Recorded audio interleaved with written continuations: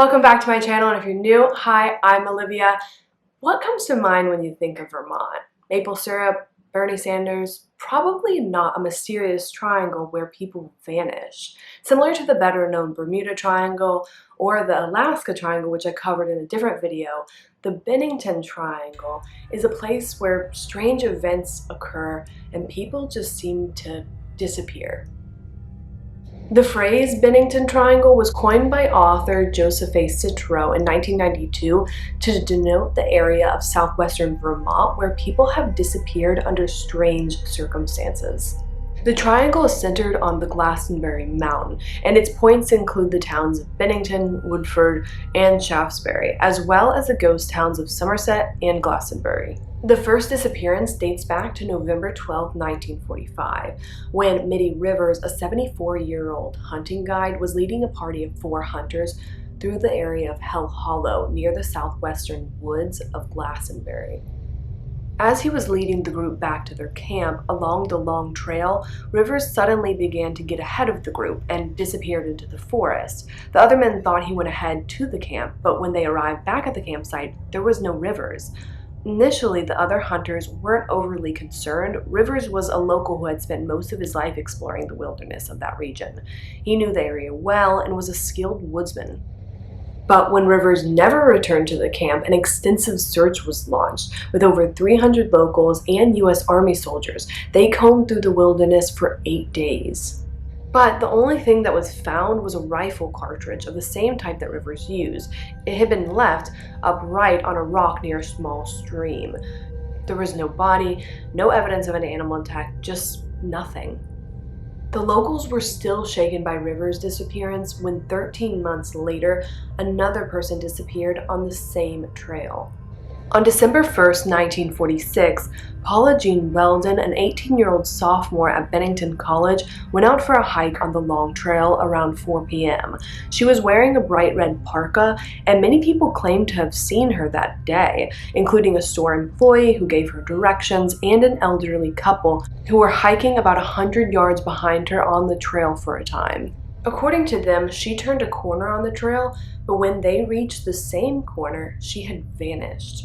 When she didn't show up to any of her classes the next day, an extensive search was launched, which included more than 1,000 people searching, a $5,000 reward for information, aircraft surveillance, and help from the FBI. However, no evidence of her was ever found. Paula's case has gone on to become the most infamous of the 5 and led to the creation of the Vermont State Police. Exactly 3 years to the day that Paula vanished without a trace, perhaps the strangest disappearance occurred when 68-year-old James Tedford went missing on December 1, 1949. James was a veteran of the First World War and a resident of the Bennington Soldiers' Home. He had been in St. Albans visiting relatives and was returning home on the local bus when he vanished. The last time anyone saw him was on the bus after it had departed from Arlington, which was the last stop before Bennington. There is no place he could have gotten off the bus, and he didn't disembark in Bennington. His belongings were still in the luggage rack, and an open bus timetable was on his vacant seat. Though the disappearance was investigated, no one had seen anything. Tedford was never seen or heard from again. The fourth person to vanish was 8-year-old Paul Jeffson. On October 12, 1950, he went with his mother to feed the family's pigs, which were located on the far end of the family's property in Bennington. So they drove over in a pickup truck. Paul was playing in the cab of the truck when his mother left him briefly to tend to the pigs a short distance away. When she returned, her son was gone. After searching for the boy in the immediate area and not finding him, he was reported missing and hundreds of people came out to search for him. Bloodhounds were also brought in to search for the boy. They picked up his scent and followed it towards Glastonbury Mountain, but the scent was lost at the nearby crossroads. This could point to a possible abduction by a motorist, but also this spot was very close to the point on the long trail where Paula Weldon disappeared. And just like Paula, Paul had been wearing a bright red coat that should have made him more visible. Though the area was searched for several days, no clues or remains of the boy were ever found. The last disappearance occurred only 16 days after Paul vanished. On October 28, 1950, 53-year-old Frida Langer and her cousin Herbert Elsner left their campsite near the Somerset Reservoir to go on a hike. During the hike, Langer slipped and fell into a stream, soaking her clothes and shoes. She asked her cousin to wait as she ran back to the camp to change her clothes. When she didn't return for over an hour, Elsner went to the campsite and discovered Langer had never made it back and that nobody had seen her since they left. She had seemingly disappeared in broad daylight in a short distance. Over the next 2 weeks, 5 searches were conducted, involving aircraft, helicopters, and up to 300 searchers, but no trace of Langer was found during these searches. But something that makes this case different from the 4 others is that 7 months after she disappeared, on May 12, 1951, Langer's body was found. She was near the Somerset Reservoir, an area that had been searched extensively a number of times in the 7 months between her disappearance and the discovery of the corpse, making it unlikely that the search teams had simply missed her.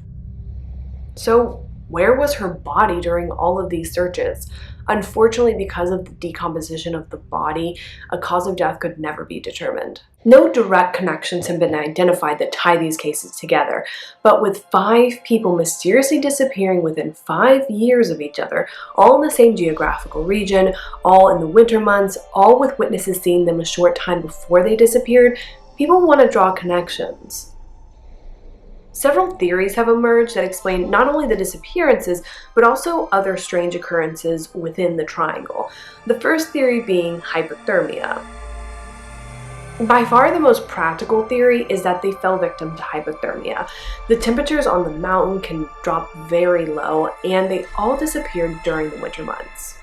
Hypothermia can cause weakness, confusion, and sometimes people engage in terminal burrowing, which is a survival behavior that drives people to find small enclosed spaces in an attempt to seek warmth and get out of the wind. Also known as hide and die because it typically occurs during the late stages of hypothermia, so it might slow down the process of freezing to death, but typically it just makes you harder to find afterwards. Theory number 2, abandoned mines. Another theory of why the people were never found has to do with the area's history of mining. The mountainside is littered with abandoned mines that could be easy for a hiker to fall into, die, and never be found. Theory number 3, serial killer. However, the more exciting theory is that the disappearances were the work of a serial killer who was using the secluded wilderness as a hunting ground. This is unlikely because the victims don't follow any pattern. It would be extremely rare for a serial killer to pick up 2 elderly men, an 18-year-old woman, an 8-year-old boy, and a 53-year-old woman, though it's not impossible. In 1892, Henry McDowell, a sawmill worker, killed his co-worker with a rock. He claimed that he heard voices inside his head telling him to kill. He was put in an asylum, but he eventually escaped, and it was rumored that he came back to Bennington to continue killing. 5 years later, John Harper was hunting just south of Glastonbury when he was shot by an unknown assailant. His body was found with his fully loaded gun just next to him, and he seemed to have been dragged several yards. In 1967, reports of the wild man of Glastonbury came about a man who was living in a cave near Somerset who liked to go into Glastonbury to harass the women. He would open his coat, flash his naked body, and wave around a pistol at anybody who tried to stop him. It was a little after the disappearances, so it's unlikely he was the killer, but not out of the realm of possibility if there was a madman living in the caves there. Theory number 4, the Bennington Monster. Not all the monsters are human. For over 2 centuries, there have been reported sightings of a large, hairy, black creature standing over 6 feet tall around the Glastonbury mountain. It became known as the Bennington Monster, which is essentially the Bigfoot of the area. One of the first reported sightings occurred in the early 1800s when a stagecoach full of passengers had to stop due to heavy rain. When the driver got out to assess the situation, he noticed very large footprints in the mud that was too big to be a human's. Then the coach was attacked by a large creature who knocked the vehicle on the side before it disappeared into the forest. Theory number 5, aliens. Of course, no mysterious triangle would be complete without aliens. There have been UFO sightings, reports of strange lights in the sky, sounds with no explanations, and strange odors emanating from the mountain that predate colonial settlements. So many have suggested that the disappearances are actually alien abductions. Theory number 6, alternative dimensions.